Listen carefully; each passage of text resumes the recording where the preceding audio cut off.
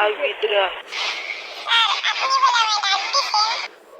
তোর ডাক দিছি, তুই নাকি স্কুলে পড়স, নকলি বেদবি করস।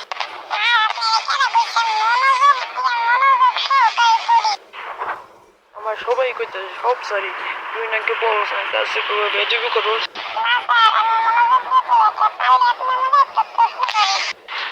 আচ্ছা বলতো, সমুদ্রের মাঝখানে একটা লেবু গাছ, তো লেবু খেতে মন চেয়েছেন, তুই লেবু কেমনি খাবি? তোর আমি বলতে চাইতেছি, তুই লেবু গাছকে লেবু কেমনে খাবি?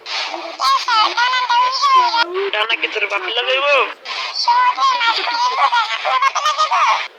এসে তুই আবার বেদবি করলি। কালকে তুই স্কুল কো বাইক দিতেছি।